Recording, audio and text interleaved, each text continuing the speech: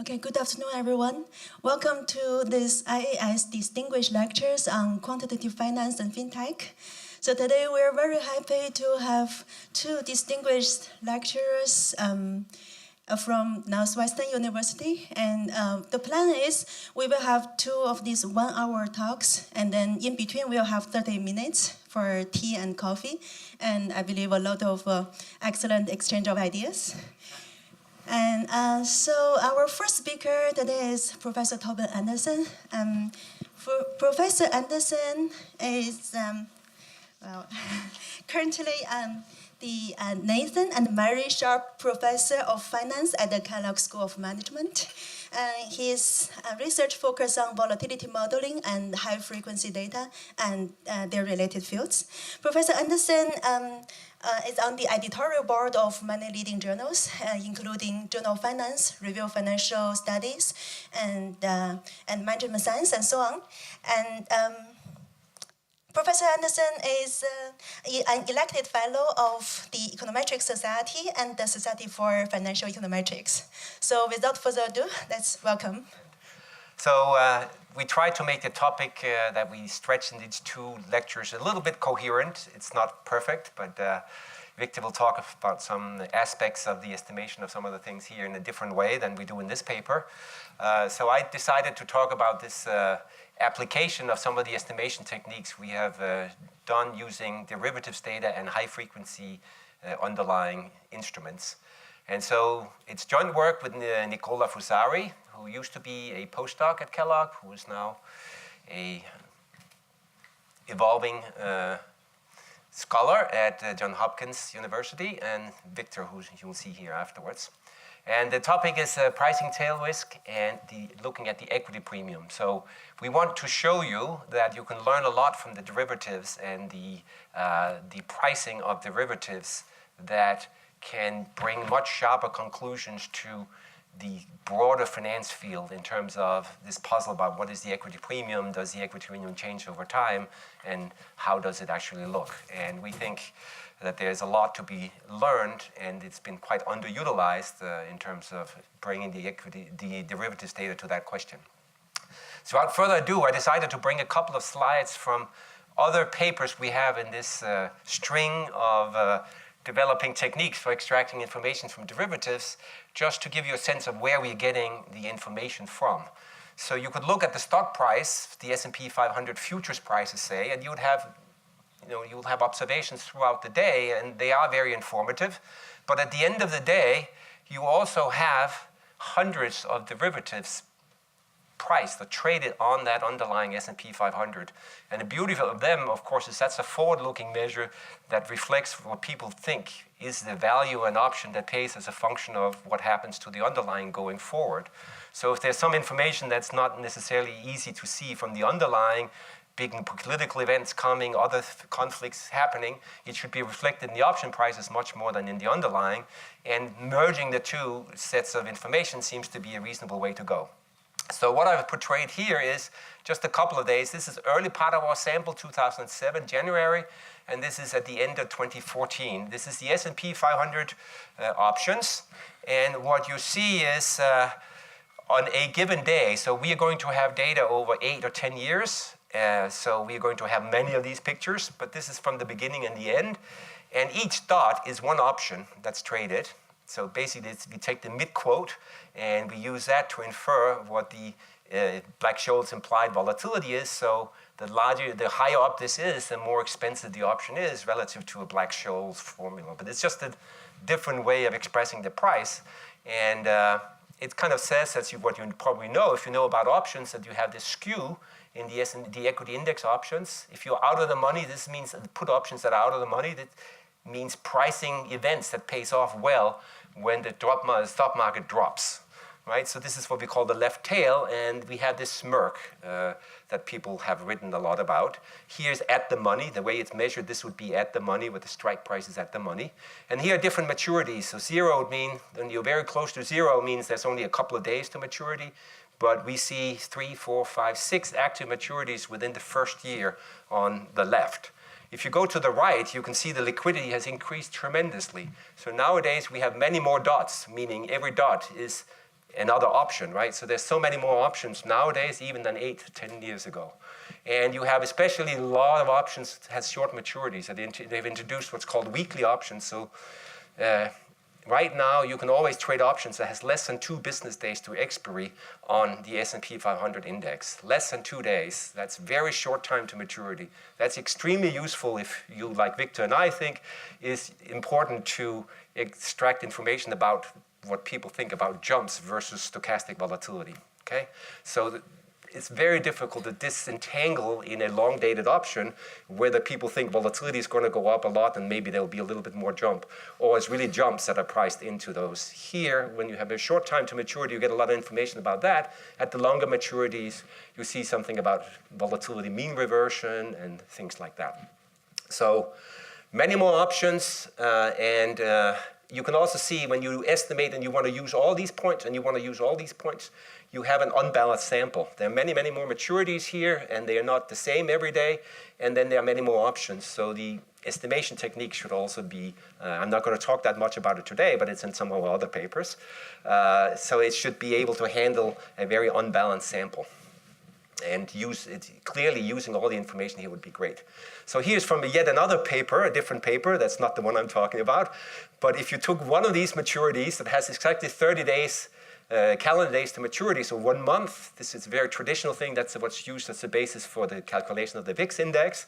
You could do many things, and this has come from an old literature, Breeden and Litzenberger, Steve Ross, other people indicated that you can extract a risk-neutral density non-parametrically. You don't have to assume much. There's so much information, but it's the risk-neutral distribution, right? That's different from what people actually think the stock prices will do. People like to have a high payoff when the stock market drops. That's a bad situation, so it's really great to get a payoff. So there's a risk premium built in. That's why these guys on this side is more expensive than here. So the risk-neutral density has this kind of a negative tail to the left that's pretty pronounced. And what we would like to do is to figure out how much of this comes from jump, how much of this is stochastic volatility, and why is it tilted exactly like that, and do movements in this tail up and down tell us something about people's attitude to risk and where they think the stock market might be going, or what the compensation is for holding equity risk. And that's basically what we're going to end up with. This is 4 different displays that you can get for one maturity. Remember, we have many maturities, and then we have many different days as well. So there's a lot of things to combine. There's a lot of information. But just the fact that you can get the density is kind of nifty. This is the implied volatility on this particular day, and you can see, if you express this as implied Black-Scholes volatilities, it's very easy to put a little line through this. The measurement error is not that big. You're getting very precise information. Here's the cumulative density function, and here's the normalized option price. That means you took the option price at a certain strike. These are all out of the money options, put options, and call options, and you just divide it by the level of the index. So you're paying about 2.5% of the S&P 500 in a premium to get that at the money option. That's what this means. So again, this is kind of related to the shape down here that you see here too. But anyway, this is the data that we use. This is different things that we already know we can extract from that. Okay, so let me get into this paper. But I wanted to highlight some of the developments that have been and why it is so informative. So let me just emphasize that one more time. When you're looking at one underlying, you really have just one day, and it might have been a surprising day. We don't really know what that means for the dynamics going forward. Well, the option prices tell us in the short run and the long run, what are people willing to pay for payoffs that are associated with future movements in this. So it really reflects the price that they want to get to be exposed to this type of equity risks. And you have that over many long periods and all the way out in the tail of the distribution. So that's the sense in which it's incredible. We have 800, 1,000 options every day that tell us about that. So what we have done with that, this is the same set of authors in a Journal of Financial Economics paper that came a couple of years ago. We found that if we wanted to model that left tail that was so fat, if you want to get the dynamics of that over time, it seems to not behave like the standard volatility models that I've had fun modeling for 25 years or so. You can kind of, at least I've been able to make a living doing that for 25 years, and it's been fun. We started with daily data, and now we have tick-by-tick data. But you get something somewhat different, and it's kind of an explosion in information once you go to the derivatives. And the surprising or interesting thing is that the tail there looks different than from volatility. And so we started off, of course, we looked pretty carefully at that, and we introduced a separate factor. So the standard option pricing literature with continuous time, no arbitrage that you find in the finance journals and lots of other journals for that matter, would usually have different volatility factors, and they would be a short volatility factor, a long mean reverting volatility factor. They would have different prices of risk. And then you took the distribution, you added the risk premiums, and then you got the risk neutral distribution. We are saying here, well, you can't do it with volatility. There's something separate going on in the tail. And so not only that, but once you take that seriously and you model that left tail dynamics, you find that that's actually the piece of it that says something about the future equity returns. So people thought that volatility backed out from the options should be very interesting for understanding equity risk. We think this is in that left tail of the distribution, not so much in the middle or in the volatility. And in particular, maybe it's disturbing, maybe it's interesting, we find it interesting, this tail factor that we find tells you a lot about what equity returns will do over the next 4, 5, 6 months or something like that. That actually is almost completely unrelated to the future volatility of that asset. So it's not really a risk-return thing in that sense that's captured in that factor. In fact, it turns out that the volatility that you back out from the options is correlated with the future volatility. So the risk is somehow captured there. So we'll get back to that. But that's kind of what we concluded in this paper. Okay. We are going to introduce a pretty simple model to be able to do this for a bunch of different indices, not just the US. So we are going to specify and define model, but it's going to be a little bit different than the standard ones in order to emphasize that the left jump tail. So it's not going to be 100% great fit, but it's going to get all the important features we think that's sufficient to tell us a lot of interesting things. When you do empirical work, you have 1,000 options a day, you want to model them over 5,000 days or whatever it is, you are going to be in deep trouble if you want to fit every little aspect of you. So you want to extract the pertinent information, seminal information, right? So the point that we're going to find is that the deep out-of-the-money put options, and there are literally papers that says the deep out-of-the-money put options are very hard to price. We don't understand why they are so expensive and why they're moving around the way they're moving around. And our claim would be here, well, there's a lot of evidence that actually reflects a lot of the compensation that people want for exposure to equity risk. In that case, it's not segmented from the broader asset pricing issues that the whole literature deals with. It's deeply integrated into that instead. And so when people talk about puzzles and segmentation theories and things like that, it has to be kept in mind. It actually does speak to the rest of how we price financial assets in the economy, we think. The rationale for how this is happening, there's a lot of hypotheses here. Let me not go through them now. Maybe at the end, if there are questions, we can debate some of these. But there's different theories that could be consistent with what ultimately is going to be a reduced form model that we're providing. Okay, so this is for the US. I told you that we find this evidence. I will show it to you later. But you start thinking, is that just for the US? It shouldn't be, right? If this is really generally true, it should hold in some other countries as well. The problem is we don't always have perfect data for other countries. So a couple of questions. If we just informally compare the tails or the tail risk premiums between the US and some other countries, do they look familiar, similar? Are they very different? Do the same pricing relationships hold and things like that? And so we looked for some Asian options data, and I'm sure we can find some better ones. We were not able for this study to find the right sources. So we ended up with a bunch of European equity indices. So the DAX is the German index. This is the US index. This is the UK, Switzerland, the Eurostock index. This would be the Spanish and the Italian indices. So we started our study, as I said, in 2007. We had that January 4th, 2007 option plot. So that was the first trading day we had here. And what I map here is the cumulative return. There was a financial crisis here, right, in this period. So the drop here in the indices is in log returns. That's why you can hit a minus 100%. It doesn't mean the index went to zero, but it's in continuously compounded returns. But you can see that all the indices dropped off a lot and then recovered. But by the end of the period, the DAX index I think it went up by 4.5% on average every year over that period. So it's decent performance, not fantastic, but decent. And then you have the Italians who lost 50% of their investment over these holding stocks over 8 years. And this includes dividends, by the way, so it's a cum dividend. So there's enormous different behavior in the underlying performance of these equity indices. Italy, Spain gets back around zero.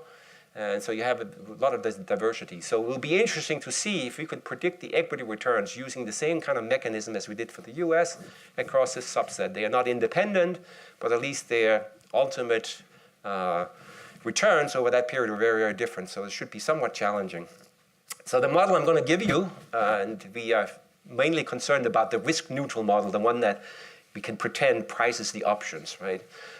So it's the risk-neutral model, and we jump right into that. We're going to have volatilities and jumps. I already emphasized that we think they are important. In the Journal of Financial Economics paper, we had 3 factors, 2 volatility factors and a jump factor.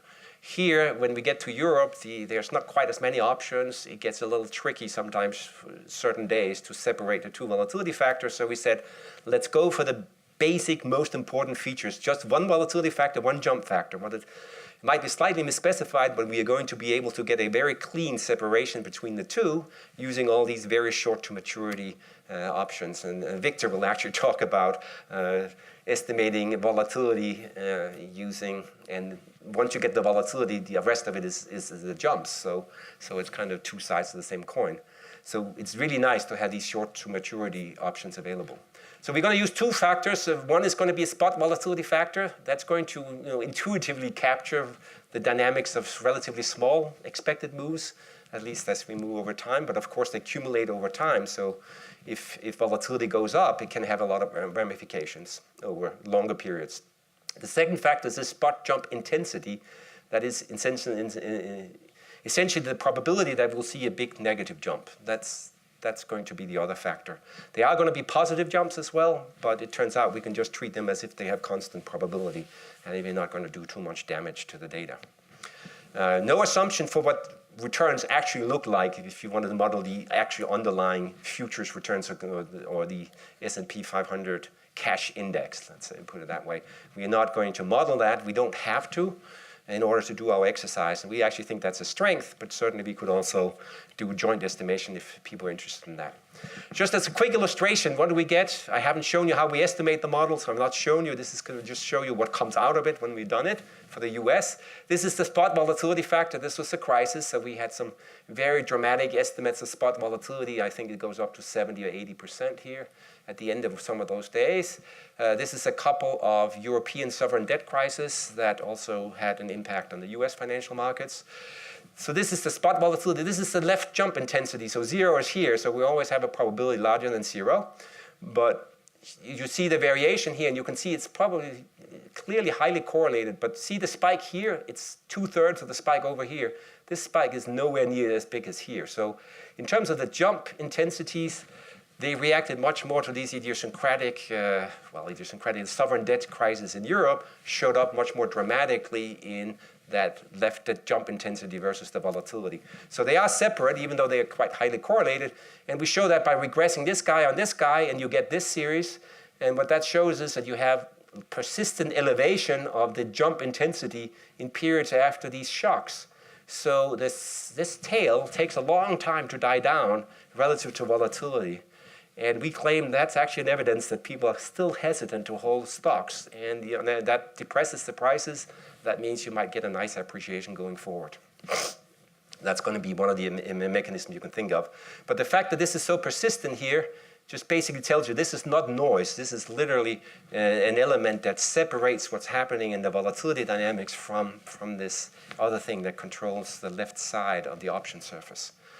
So What was the evidence that we presented? And this is actually a little bit different from the 2015 paper because there's two factors. It's a different sample. We had these short-dated options. We didn't have those in 2015. So here we do, and since we're proposing what's called an affine model, what you typically do almost always, what you get in affine models, if you do go through the asset pricing exercise, it will have to impose some affine structure on the underlying as well. But by and large, what you would say is that the excess return on stocks on this S&P 500 index should be linearly related or finely related as a constant, and then a constant exposure to the spot volatility factor. And this U tilde, this is this one down here. So I'm not using the jump intensity. I'm using the jump intensity where we've taken out that's orthogonal to the spot volatility. Why? Well, because we want to document that this is an important part. To the extent volatility can explain what's going on, we are not contributing anything new. So we want to say, what can the volatility factor explain that is not explained by volatility? So volatility gets to explain everything it can, and then we take the residual of what it doesn't capture, and we look at the jump intensity and see, does this have auxiliary extra explanatory power? That's what's going on. So that's why there's a tilde over this. This is our U factor is our kind of jump factor, but it's the orthogonal piece relative to the spot volatility.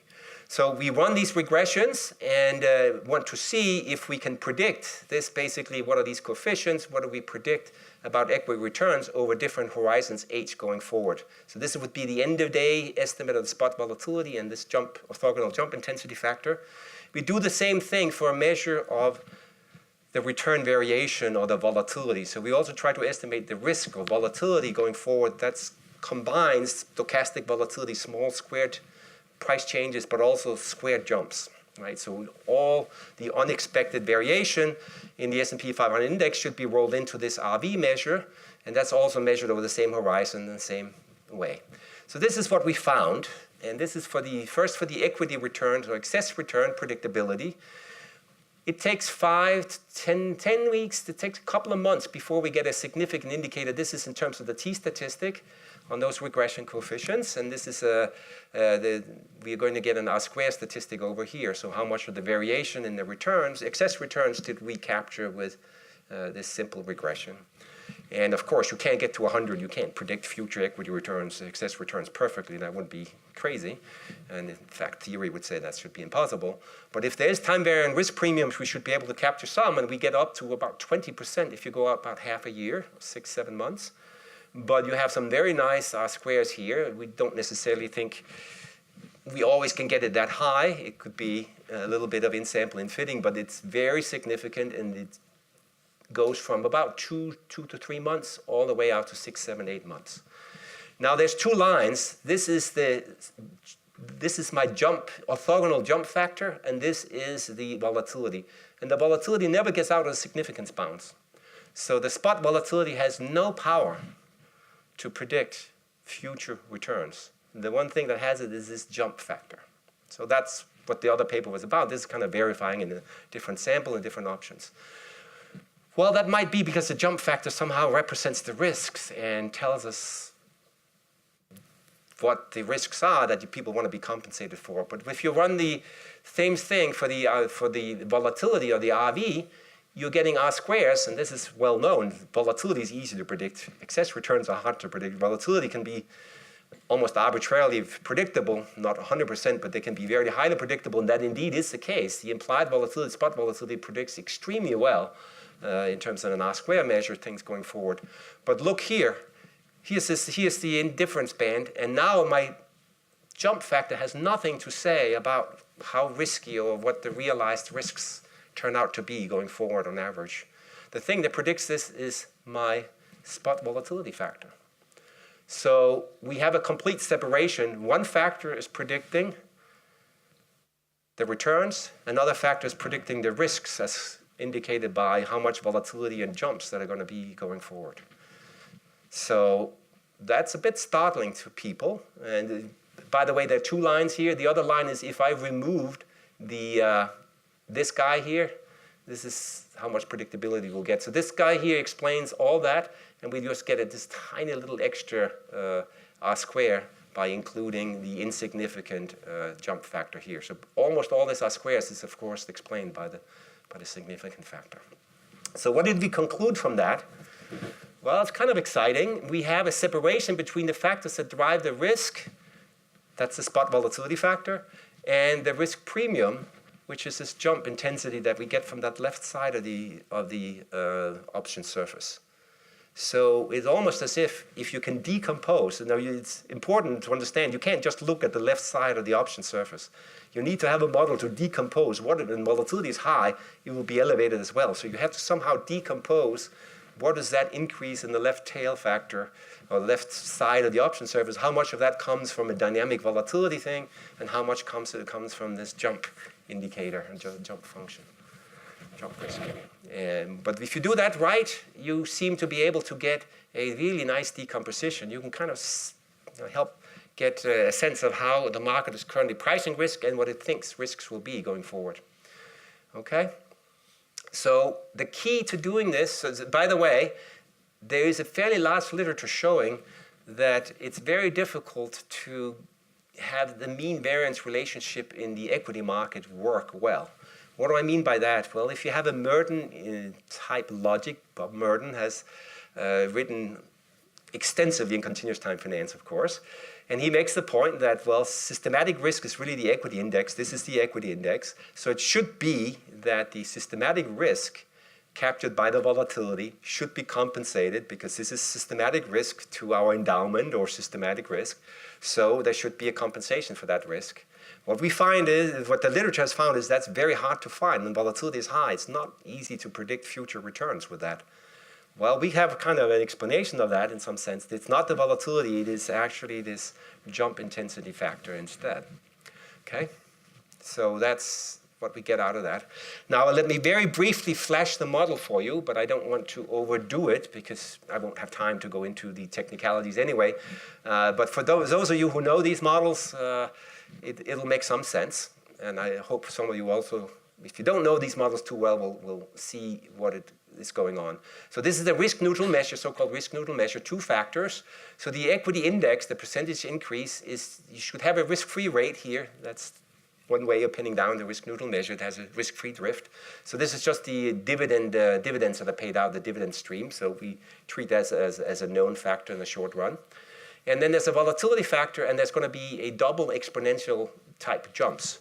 Often people use normalized jumps and normal distributed jumps. We think that's a very bad idea because what that means is most of the jumps have to be negative and they have this mode out there. If you actually look at the data, there are many small jumps and many more small jumps than big jumps, and they are both positive and negative. So this double exponential does like that instead of putting a mode out on one side, which is empirically not really good. So we do much better putting in these double exponential jumps, and that's what we put into the equity index. The volatility has to be in a fine model in order for us to extract and price options in an efficient way. So this is simply a square root model in the first part of Heston or CIR. Right? So it's linear in the volatility, and here you have it's linear in the variance. The variance is linear in volatility as well, or the square root for the volatility. Okay? And then there's some jumps here as well. Now, we want the jump structure to be relatively simple. So what we're going to do is we're going to have, whenever there's a jump up here, we get a co-jump. Especially if it's a negative jump to the returns, when volatility is allowed to jump. And then this U factor is allowed to jump as well. And where's U? It doesn't even enter up here. Right? It looks kind of funny. Well, it doesn't enter here in the volatility. So if U has anything to do with this, it must be in the jumps.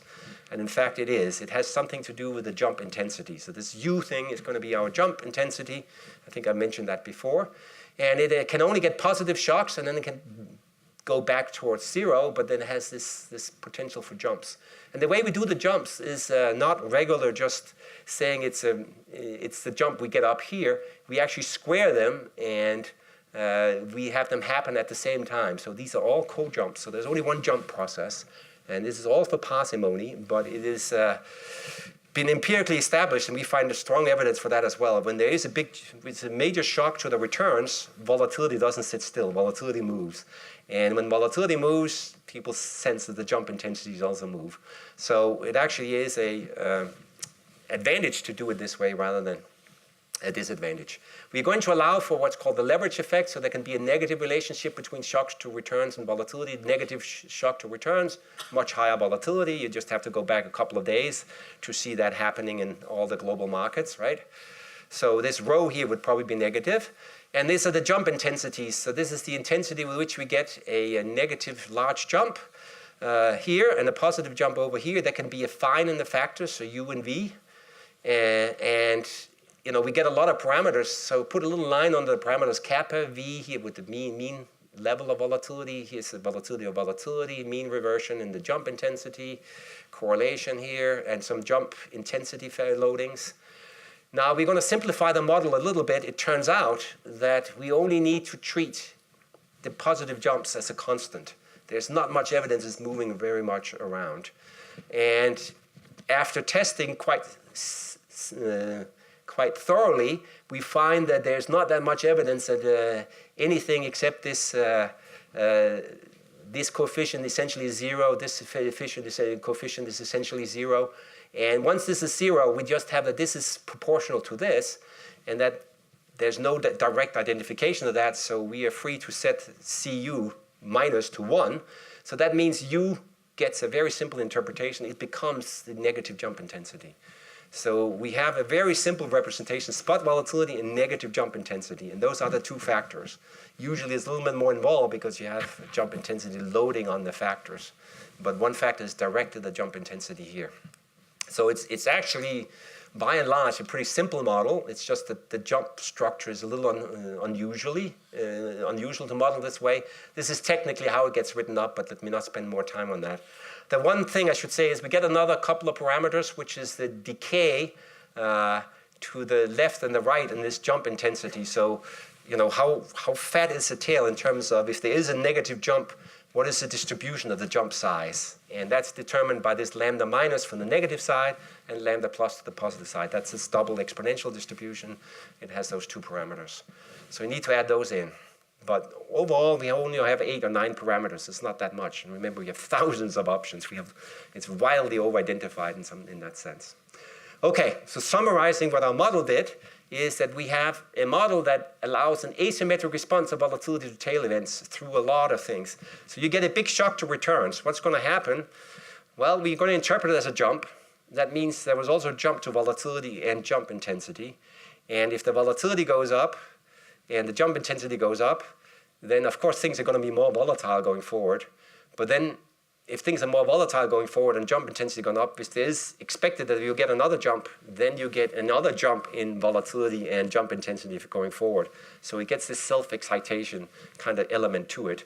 There's a lot of amplification, nonlinear amplification from the price jump into volatility and jump intensities. So that's what allows us to fit things like what we saw for a couple of days ago in the global markets. That actually is coherent with some of the features we have in here. Okay, and the important part is that the tail dynamics looks quite different than the volatility dynamics, and that is key to economically interpreting the factors. I will not have that much time to talk about the estimation approach, so let me just say, of course, we have to estimate the model.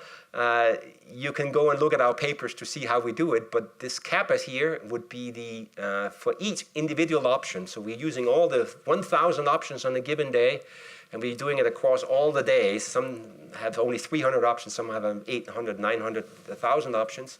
We're trying to price each option with the model. So this ST is our state variable on that day, so that will be my UT and VT estimate.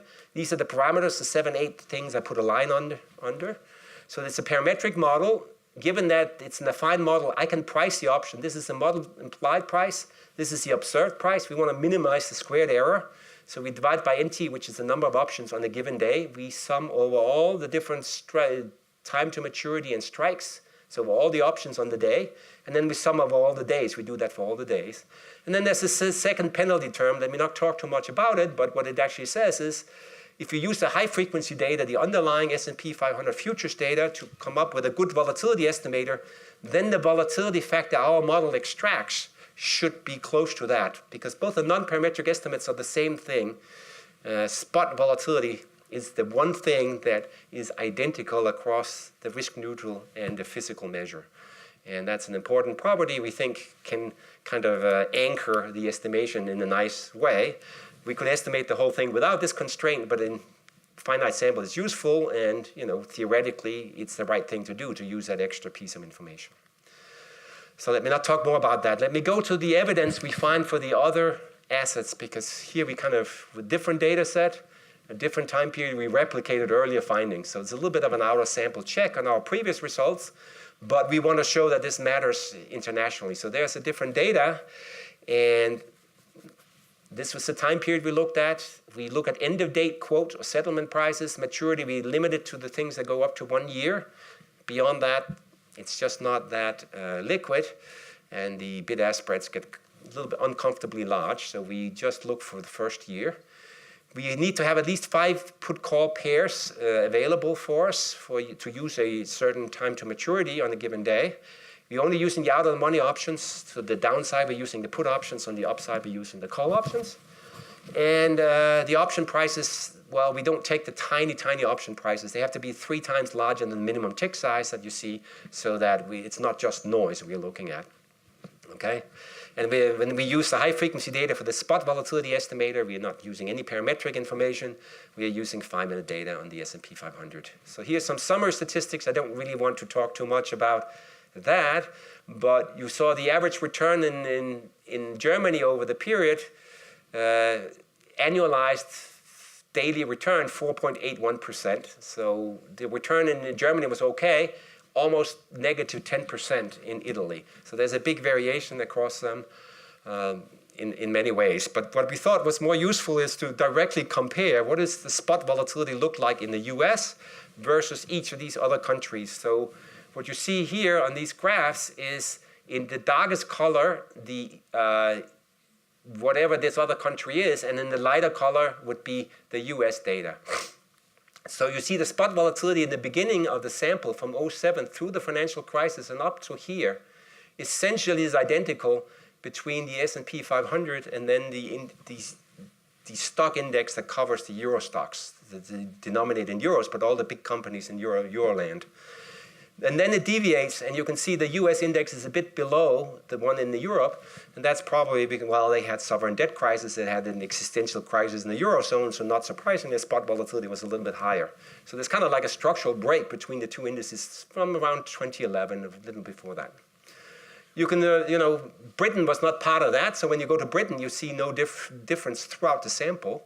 If you go to Italy, which was a big lagger, you can see that the volatility is much, much higher than in the US in the second part of the sample, but in the beginning, exactly as we saw for the Euro stocks. Okay? So that was the spot volatility. What about the jump factor? Well, here you can see that the E stocks are actually substantially higher, so there's more jump intensity in Euroland than there was in the US. That's again not surprising. It was through this crisis period. So it's just indicating that they are highly correlated, but clearly the data is telling us something sensible, that the risks were higher in identifiable ways in these countries. In Switzerland, the jump intensity was actually below the US. Here we have Spain. You can see it's much higher than here. And here's Italy. Here's Spain. Spain went completely crazy, so you have these enormous jump intensities relative to the US. There was a talk about Spain leaving the Eurozone altogether. They talked about making a southern Euro. What the heck, who knows what will happen in Spain at that point. So we think that's partially reflected here. That would be a huge shock to the equities in Spain. And that was a risk that was priced in, as you saw, in the options. Even more than in Italy, even though Spain actually came better out of the crisis than Italy. So what is more natural than do exactly the same thing as we did for the US for these other countries? Does our little model with separation of risk and risk factors, does it still apply internationally? Can we take what we've learned? It's like an outer sample test.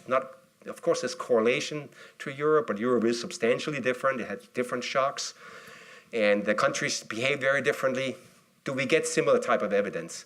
Well, first, I want to show you now the risk aspect of this. So this is the realized variance going forward, both squared jumps and volatilities. And what predicts that is, again, this is E-stocks, so this would be the European stock index, the Euro currency stock index. And again, the jump factor does nothing, and all of it is explained by the volatility factor, and you get incredibly high R-squares.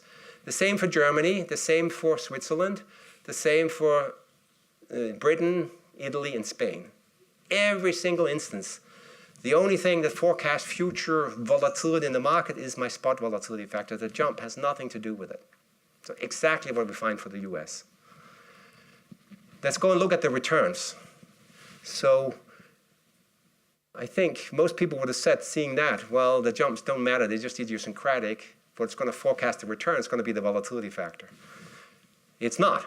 So you can see for all the countries, E-stocks, DAX, Swiss index, we get significance. If we get significance, and we typically get significance about 2, 3, 4 months out, and with a substantial degree in E-stocks, DAX, Switzerland was a little funky. We can talk about that in the question and answer session if you want. But you go to Britain, you go to Italy, you go to Spain, you get some significance and a huge gap in the R-squared that's explained by these factors. And now it's a jump intensity that matters for the future returns. So you get exactly the same separation that you had in the US. So we conclude there's a lot of evidence that we weren't getting some artificial or spurious information out of our US sample, that it seems to be a much more common factor, a common observation. So, we would love to have longer data sets. We'd love to have more countries involved in this, but this is what we have, the best we can do. And what we find is that the predictive regression for the international evidence indices seems to be about as consistent as it can be with the US evidence. It's not the same, maybe it's a little bit weaker, but you would be surprised if it was exactly the same. Then we must have cheated, in fact. Empirical work is always so that you find either, when you find something that's very significant, you are happy to kind of replicate it to some degree.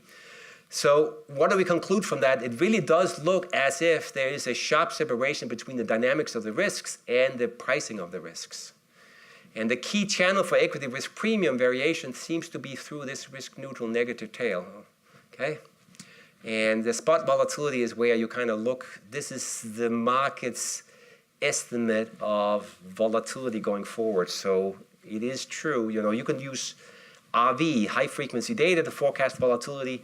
It'll do as well as this, but there is independent information in the volatility forecast. You can combine the two and you'll do a little bit better. So this doesn't mean this is the best forecast of future volatility. I can use my own high-frequency volatility measures and come up with a competing one, and I think the best thing would be to combine those two sources of information about future risks.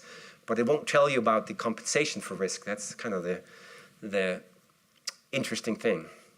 So now you reflect a little bit on this. I hope you do. We did, and we said, okay, so what can we say to the broader finance economics community? Because what we've done here is we look at these derivatives, and then we've done a purely statistical, mostly statistical exercise based on a reduced form model. And then we find this somewhat surprising result. But it looks very statistical in nature. We identify a factor from a model. It's not a perfect model. It's one that captures the main features of the data. So what do we say? It doesn't sound necessarily compelling economically. Well, what do economists do? Well, they want to think about risk factors and compensation for risk, and they look at risk premiums on these things, and then loadings and risk premiums and things like that. So is there a way for us to cast our findings in that way? And there is, but it's going to be a little bit more noisy. We get this very nice identification of the factors in the option surface. If you want to look at premiums, I think most of you are familiar with that, and it'll show up here soon. But the problem with premiums is that you can extract, it's a difference between the expectation under the Q measure, on the risk neutral measure, and then under the physical measure, what people actually expect and what they're willing to pay to deal with that risk. So that's a premium. Equity premium is the gap between the expected return and the risk-free rate. And the risk-free rate is the risk-neutral expected returns. That's another way of saying the same thing for the equity premium. So we need to come up with a measure of what people actually expect to come up with a risk premium. And that's going to be a little bit noisy, so it's going to be a little bit more difficult. But I'll show you what we have, and I think it's very, it still works quite well. So the predictive regressions holds. The key channel is this. So the question then becomes, if it's a negative tail risk that matters, it should be the pricing of that one that tells us something about the future returns. So what is the premium implied by what we've been doing for negative tail risk? That would have to be the economically interesting thing that people want to be compensated for, and we can think about economically. Is that what's driving the return predictability?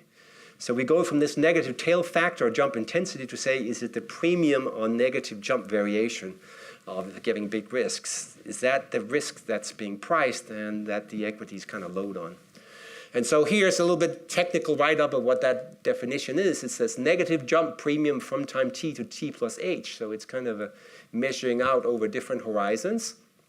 And the premium is standardized 1 over h here, just to annualize it. What you have here is the expectation under the Q measure, the risk-neutral measure of squared returns when they are negative. So what we are measuring here is the negative jump premium. So we're looking at the negative jumps. So we're only counting the squared returns when they are negative. And then we are subtracting the expectation of that that people would think under the physical measure. So you just kind of go out and on the underlying data, you measure how many negative jumps are there. Is there a dynamic to that? Can I forecast that? And to some extent you can, but it's a very noisy thing because these negative jumps are somewhat rare. So it gets to be pretty difficult to do that really well. So there's going to be some noise here. This first thing we can get from our model, in fact, you can show very simply because in the fine model that when we have our U factor and we extract that, this risk premium is a constant. It only is a function of the horizon. And you just multiply that up. And this piece we did get directly from our options. This piece here, we have to come up with a model. And that's what we use is a so-called HA model. We need a time series model. This is a Corsi model if you're into these kind of things. But it's a simple reduced form model that takes the past, jump intensity over a certain period, different lags, and kind of project out in the future, and you fit that on the data, and then you use that for forecasting. And that's about the best you can do. It gets a little noisy in our view, so occasionally this gets higher than that, and you get some negative premiums, which is a little bit strange. But I think that's just measurement error. But the main thing is that we do systematic variation in this, and here's what we got when we came up with these estimates for the different indices. You have the negative jump risk premium in the E-stock countries and in the US, and you can see the premium is higher in the E-stock countries, or in the Euro countries than it is in the US. It's not the case in Germany. Here you have Spain, and you have these huge premiums on negative jump risk. What does that say? That says any rational person who estimated how many negative jumps there were in Spain would not have predicted there will be that many negative jumps as you would read out of the options. So the options are somehow wildly exaggerating the number of negative jumps you're going to get, or bad jumps you're going to get in Spain. But that was probably partially a prediction that things could go really wrong, and people are willing to pay a huge insurance premium for that. Okay? So that's very reassuring that you get this type of behavior. And so there is a big literature on the variance risk premium, and the variance risk premium being pricing the expected excess returns going forward. So that seems to us to be a very natural benchmark. If you think of the variance risk premium, you're intuitively thinking volatility and volatility risk premium or something like that. And I'm just telling you that volatility doesn't matter for the excess returns. So the variance risk premium, of course, the way it's measured is you take it from the options. It includes the jump and the volatility. So that's the important part. So what we're saying is there's only a small part, but a significant part of the variance risk premium that matters. And if you just take out the diffuser, the spot variance risk, you should get a better predictor. And then we convert that into premium. We do that in the premium domain, but that's essentially what we're doing. So we should do better than the variance risk premium if we are right, because if we're fine-tuning that piece, that matters. But the variance risk premium should have some predictive power as well, because it includes the jump part in the left tail. So what do we do if we do this for the different indices that we have? So we have the US and these other indices.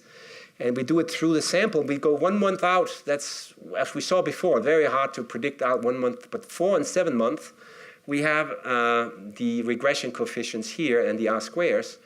And you do find, these are t-statistics, by the way, so you do find a positive loading here, but it's not even significant. Occasionally it will be significant. It was for Germany if you're using the variance risk premium. So the variance risk premium statistically seems to have some predictive power, but the R-square is really depressingly low.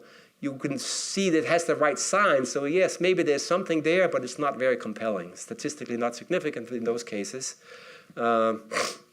Now, if you then look at the variance risk premium minus a negative jump risk premium, there we've gone in and said, okay, this is a variance risk premium. It has a part of it we think is irrelevant, and then it has a relevant part. If I take the negative jump risk premium out, I'm left with only the continuous risk premium, or the spot variance risk premium. But that has no predictive power, we think. So we should find that this is 0, and in fact it comes in with negative and insignificant coefficients most of the time, also down here. So, and the most important thing is probably, and again the R-squares are probably important. You get kind of zeros up here. You start getting some values here. But if you include our negative jump risk premium down here, you start getting significant numbers on that coefficient uniformly, at least at the 4 and the 7 month. You get a big jump in the R-square. So it's kind of indicating if you want to think about risk premiums for risk factors, the variance risk premium is a very inefficient way of thinking about it. What we found is a part of the risks that's evident if you look in the option surface carefully that seems to have that priced factor in it, and that's this negative jump risk premium. So here it's, again, for these other countries, you see again, you go from 1% to 13%, or for 0% to 13% when you go and incorporate this negative jump risk premium in the regressions. Okay, so I think I have 2 minutes. So I have 2 minutes to talk over the 2 final slides. I think I managed to time it about right. So what is the takeaway from this? This is something I wouldn't have known 5 years ago, 4 years ago. It's the exciting part to work with these other guys and enjoying to learn about options in a deeper way and thinking about how we would want to extract information from options rather than how everybody else has done it.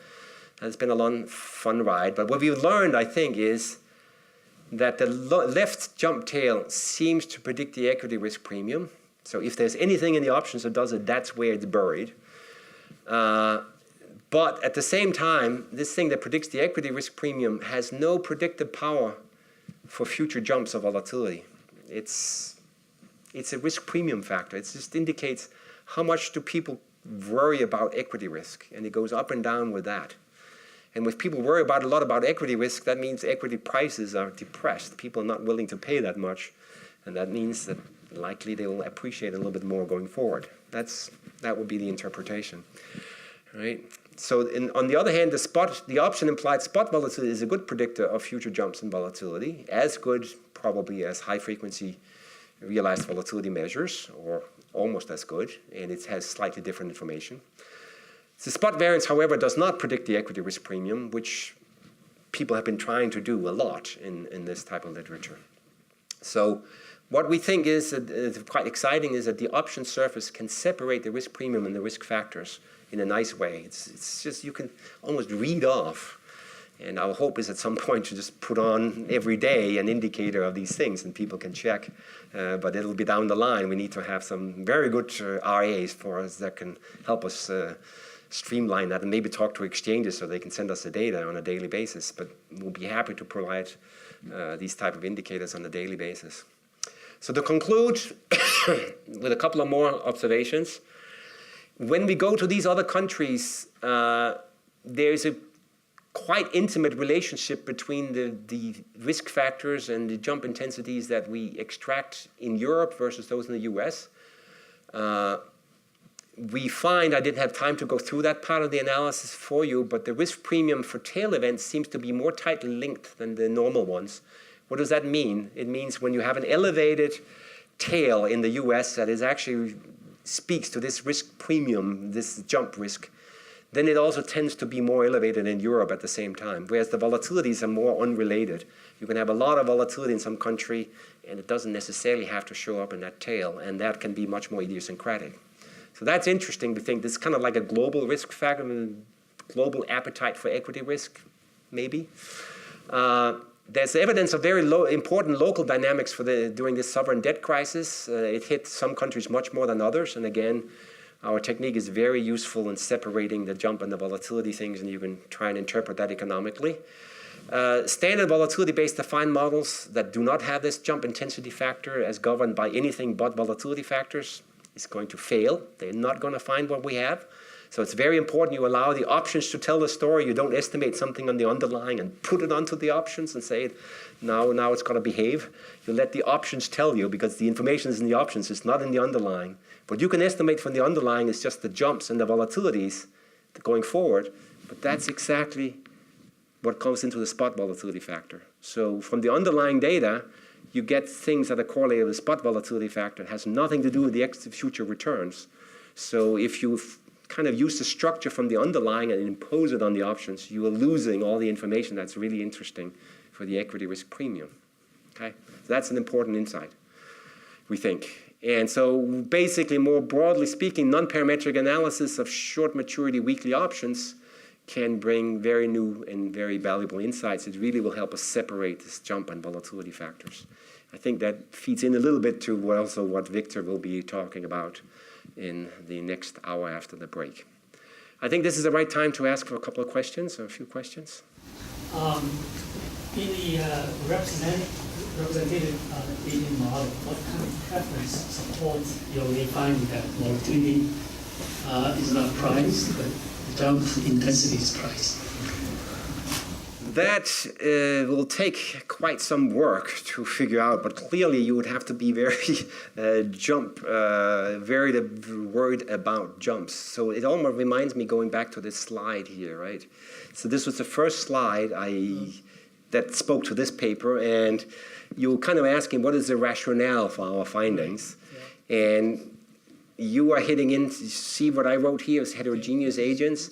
A representative agent setting has to have, so we in the JFE paper have an account of Epstein-Sin preferences and other standard preferences, these catastrophe risk things, and they all end up tying together too much for the volatility and the jump intensity. They don't get that separation that we need.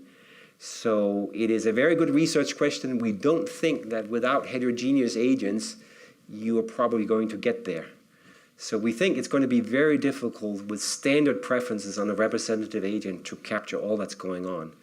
In fact, so I think you could have heterogeneous agents, and when the very risk-loving guys gets hit by a shock and kind of withdraw from the market, you have more risk-averse agents stepping in, and you get this very different pricing.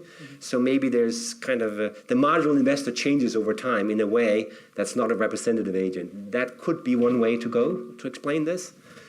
We also think the intermediary constraints, if there's a big shock, maybe the intermediaries that are very important for pricing some of these things have less capital. And after the financial crisis, there's a lot of work in that area. It seems to be, at least at a general qualitative level, is consistent with the type of findings we have, where for a long time, as capital is being built up after a shock, that the risk pricing is very different.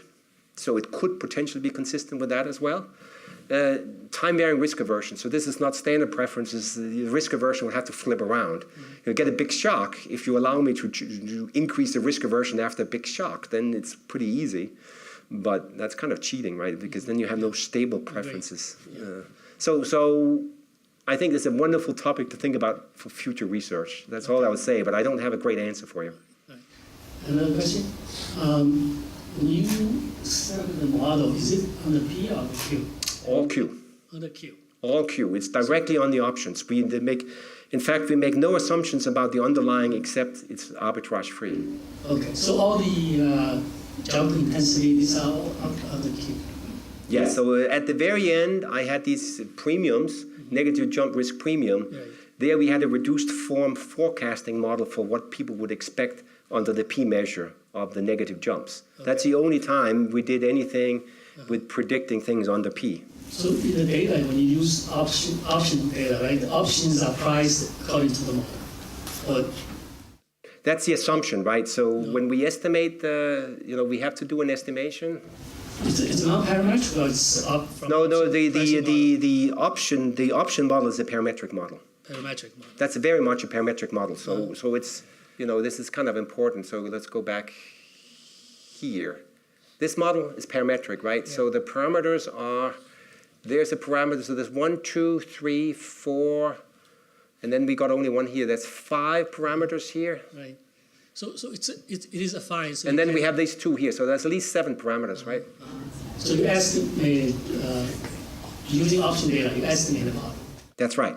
And how did we estimate it? I went over this very fast, but this is a criterion function. We estimate every day the state vector ut and vt, and we estimate over the whole sample one parameter vector. Right. But this is allowed to change every day. So if we have 3,000 days, we have 3,000 estimates of u and v for each of those days. We have one parameter vector that captures the behavior over all 8 years. And how do we do it? We minimize the pricing error. This is a parametric model, so in the fine model, so I can get the option price from the model, and we compare it to the true, and we minimize the distance, squared distance, with this penalty that the spot volatility we can get non-parametric from the underlying is close to the one extracted from the model on that day. Okay. But that's it. We have a whole paper about the statistical inference on this in the econometric a couple of years ago, and we've extended that lately. But Yeah, thank you. Yes, I have 2 questions and maybe some comments behind. The first one, you talk about a risk-free rate for the S&P. What kind of rate you use? Treasuries or the funding cost of the banks? Because banks are delta hedging based on their funding cost. Right, so you can make an argument that we should have used something else than the treasuries. Second question, on this paper... Actually, we used LIBOR, I forget. I think we used LIBOR, so it's a little bit closer to the bank's funding cost, you could say. Okay. But it was a LIBOR rate. Okay. Second, I suppose that you have asked some derivative trader with some kind of 50, 60 years old for their feedback on this paper. What did they say?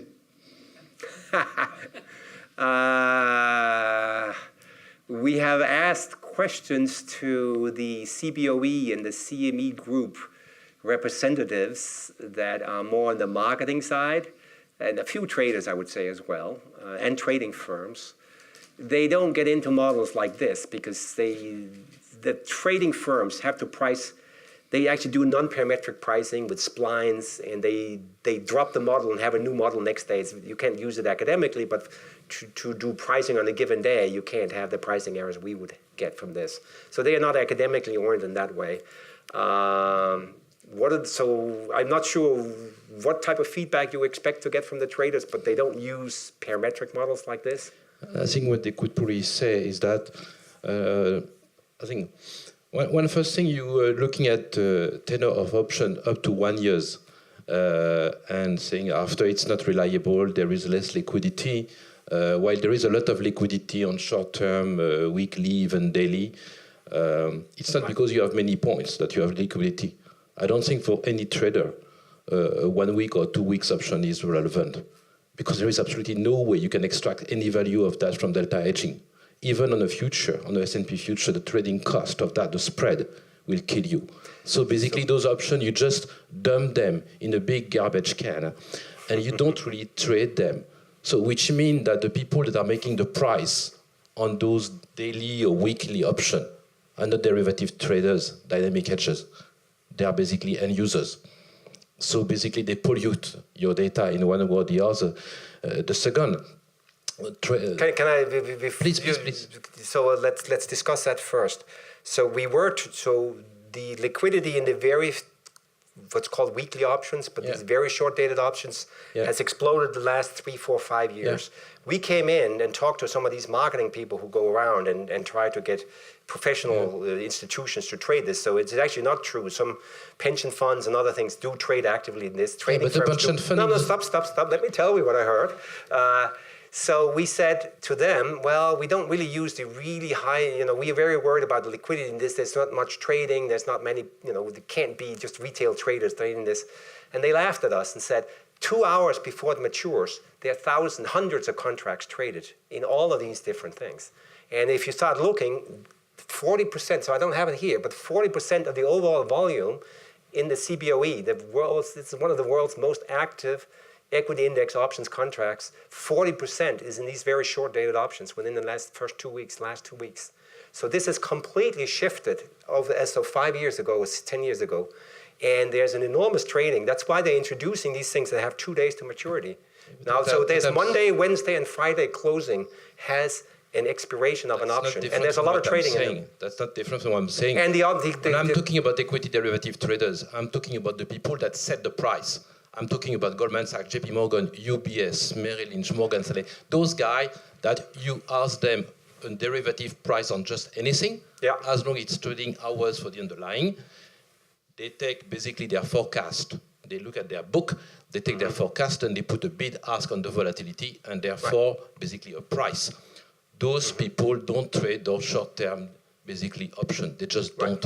Because for them, basically when you have option like that, adjusting the edge that it represents, when you have basically like few weeks option or few days option, the gamma is crazy if they are close to maturity. It's a pollution in the book. It creates transaction cost. Sure. So a pension fund is an end user.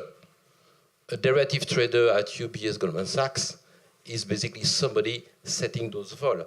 And you talk about something about more. So let me just say that the JFE paper did not use, I think, 10 days before maturity, so we get exactly the same empirical evidence, whether we throw them out or not. Yeah, but it does strengthen the evidence in a various ways. Yes, so the evidence works very well. One very important. And I think the people who put hundreds or millions of dollars into these things do know what they're doing, because otherwise they will be wiped out very quickly. So there's got to be some rationality in the pricing of these short-dated options. If you look at them, they behave very nicely. Okay. So it's not idiots that are trading there. There's an enormous volume. I'm not saying it's idiot. What I'm saying is that the ones that are setting the price are the derivative traders in the bank. You mentioned from the beginning a problem about the left tail. Even that I would question a little bit. There's a lot of liquidity outside of those If you want feedback, listen, please. Sorry. You raised from the beginning the issue of the left tail. That seems to be an issue, seems to be a problem. You have a skew. Now, between the left tail and the right tail, there is something very, very, very different.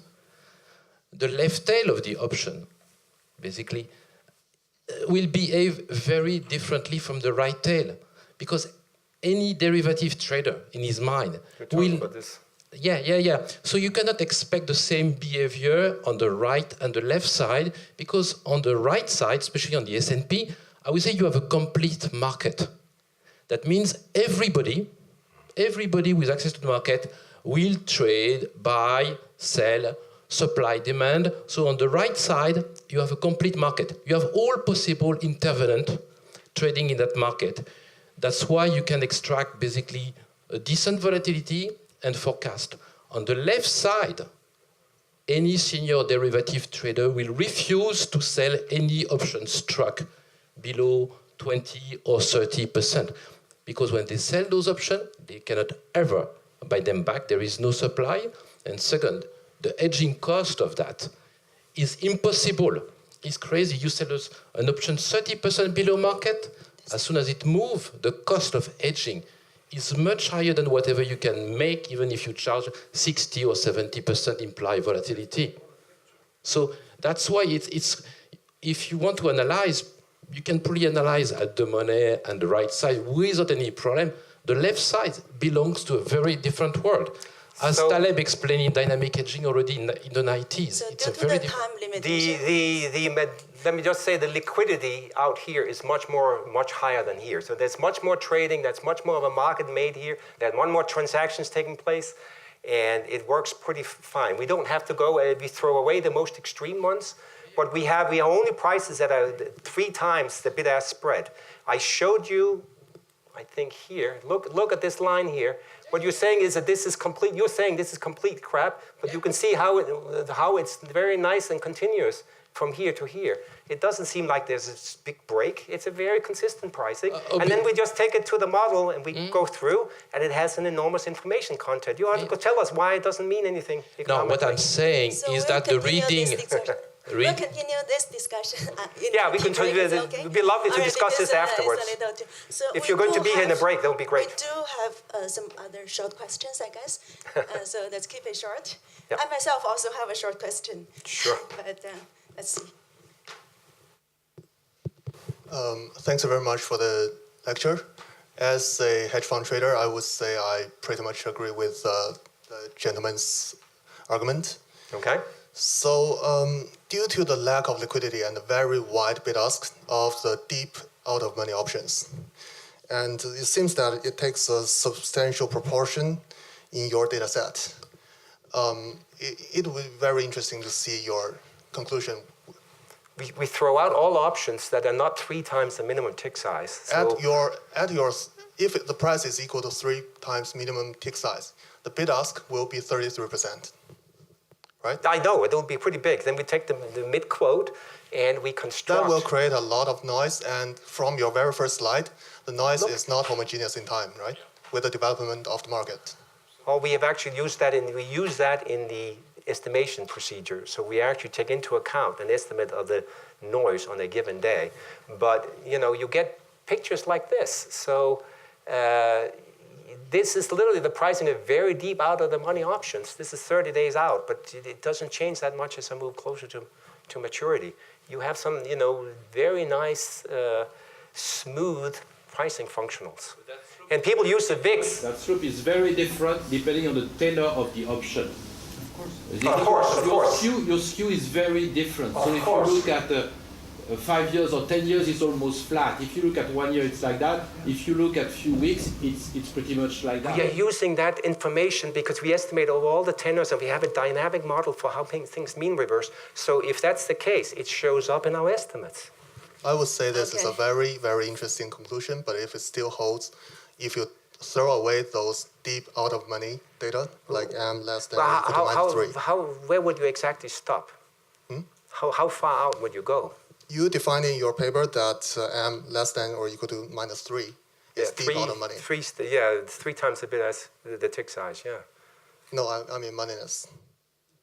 Well, yes. Yeah. So we don't constrain that. Did we constrain our moneyness? I forget what that constraint was. you have this is your 2015 GFE paper. Okay. You classified your data set with the range of moneyness and the in and out of sample. Yeah. And it seems that 15% of your in sample data are deep out of money. Okay. If your conclusion still holds without that part of the data, I would say it's more precise. I'm confident we'll hold.